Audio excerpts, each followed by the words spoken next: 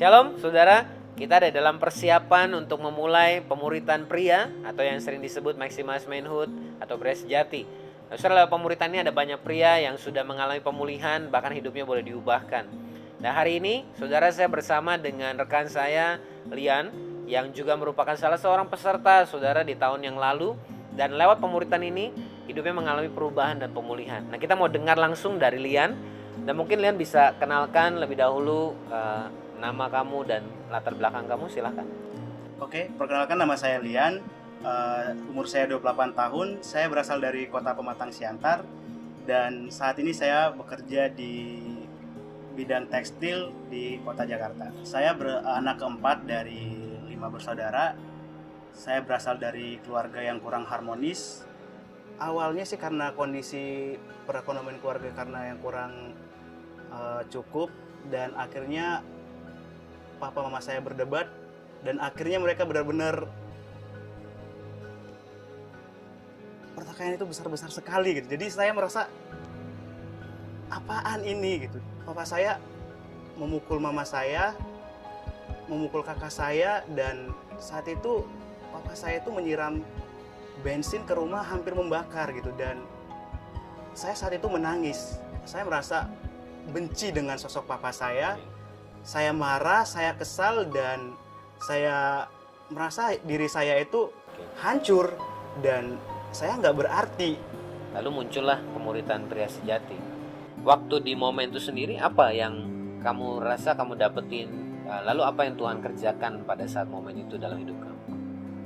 Yang saya alamin itu pas waktu momen share, saya merasa seperti dibukakan. Tuhan berkata, kamu masih ada yang terselubung, Ada kamu yang tersembunyi. masih ada yang tersembunyi dalam kedalaman hatimu. Akhirnya saya cerita bahwa saya pernah mengalami kepahitan, kebencian, dan benar-benar dendam kepada papa. Dan saat itu fasilitator mengarahkan, ya kamu harus benar-benar dari hati kamu paling dalam kamu mengampuni papa kamu. Lalu apa yang akhirnya kamu lakukan setelah itu?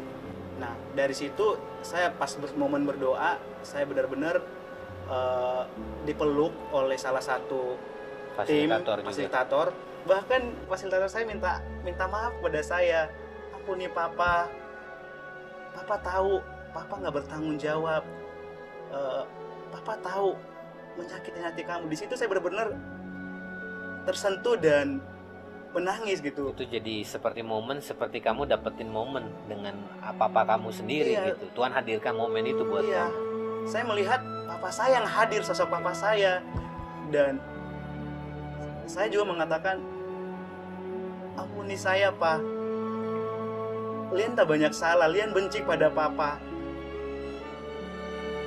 Lian gak menerima papa, bahkan Lian menganggap papa dulu sudah meninggal karena begitu sakitnya yang Lian rasakan. Jadi saya saat itu merasakan benar-benar figur papa yang kehilangan ini memeluk saya. Jujur saya nggak pernah dipeluk papa saya. Di momen pria sejati saya mengalami suatu pelukan yang benar-benar membuat saya tersentuh. Setelah kamu mengampuni ini, apa yang terjadi dalam hidup kamu? Impact-nya apa gitu? Ya, setelah saya memutuskan untuk mengampuni papa saya, impact-nya saya lebih plong gitu. Jadi dahulu saya orangnya sensitif, pemarah. Secara nggak langsung dulu sosok saya itu ya sama seperti papa Jadi saya. waktu kamu belum bisa ngampunin papa, kamu justru semakin mirip dengan papa. Mirip sekali. Lalu apa dampaknya dalam kehidupan kamu secara pribadi, kepada keluarga kamu, bahkan mungkin di dalam pelayanan? Dampaknya buat keluarga saya memutuskan bahwa oke, papa saya dulu bisa nggak bertanggung jawab, oke, papa saya sudah meninggal, tapi lewat momen ini saya menyatakan bahwa saya adalah imam Atas keluarga dalam kamu. keluarga saya, dan saya harus ngambil bagian buat keluarga-keluarga saya. Itu keputusan saya saat itu.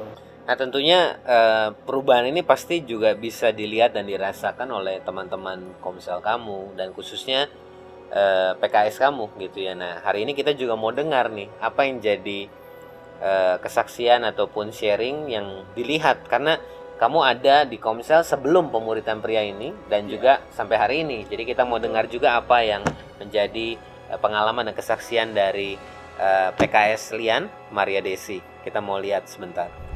Dulu dia orangnya sangat tertutup, orangnya moody, terus dia juga tidak bisa untuk tepati janji. Saya melihat perubahan Lian yang signifikan dan luar biasa gitu. Lian tuh diubahkan gitu menjadi pribadi yang percaya diri, terus dia percaya sama Tuhan bahwa hidupnya akan terus meningkat gitu dan ke level berikutnya. Dan saya rindu gitu, saya rindu Lian akan mengalami banyak perubahan demi perubahan dari hari ke hari. Saya percaya, saudara, hari ini kita mendengar dan menyaksikan bagaimana Tuhan mampu mengerjakan hal yang mungkin menurut ukuran kita sebagai manusia mustahil. Tapi lewat pemuritan pria ini, Tuhan memulihkan, memberikan kebenaran, dan bahkan boleh membuat Lian berubah. Sekalipun mungkin dia tidak punya sosok seorang ayah, seorang pria yang bisa menjadi figur, tapi dia melihat bagaimana Tuhan memulihkan hidup dia, dan hari dia mengikuti teladan Kristus dan bahkan mengambil tanggung jawab untuk menjadi imam atas keluarganya, menjadi pria yang bertanggung jawab, bahkan mengambil peranan di Komsel.